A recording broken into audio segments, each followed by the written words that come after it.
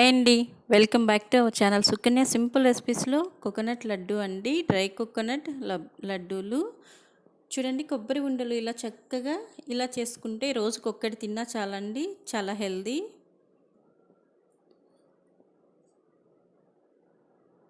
కొబ్బరి లడ్డూలండి. ముందుగా అయితే ప్రాసెస్‌లోకి వెళ్దాము. ఒక మిక్సీ జార్ తీసుకొని 4 ఇలాచీలు వేసుకుందాము, ఏలగలు. డ్రై కోకోనట్ ఉంటుంది కదండీ, ఎండు కొబ్బరి. ఈ విధంగా చిన్న ముక్కలు కట్ చేసుకొని మిక్సీ పట్టుకుందాం ఇలాగా. ఇప్పుడు ముందుగా ఒక ప్యాన్ తీసుకొని 2 టేబుల్ స్పూన్ల వరకు నెయ్యి వేసుకుందాము. నెయ్యి కొద్దిగా వేడెక్కిన తర్వాత కొద్దిగా ఎండు ద్రాక్ష వేసుకుందాము.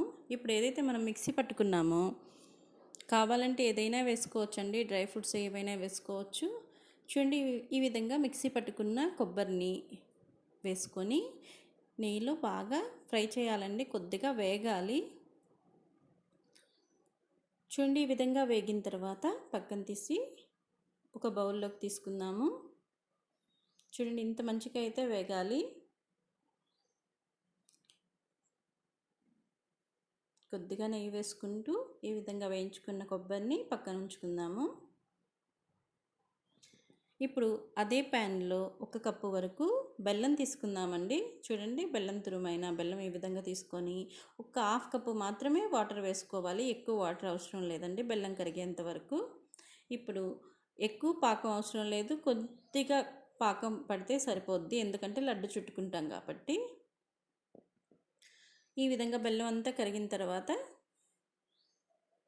కొద్దిగా నెయ్యి వేసుకుని చూడండి, ఈ విధంగా గమ్మీగా వస్తే సరిపోద్ది. కొద్దిగా నెయ్యి వేసుకొని మంచిగా కలుపుకోవాలి. ఇప్పుడు ఏదైతే మనం ఫ్రై చేసి పెట్టుకున్న కొబ్బరి ఉందో ఆ కొబ్బరి అంతా వేసేసుకొని బాగా బెల్లం అంతా కలిగి కొబ్బరికి పట్టేలాగా అంతా అన్ని వైపులకి ఈ విధంగా కలుపుకోవాలండి మంచిగా.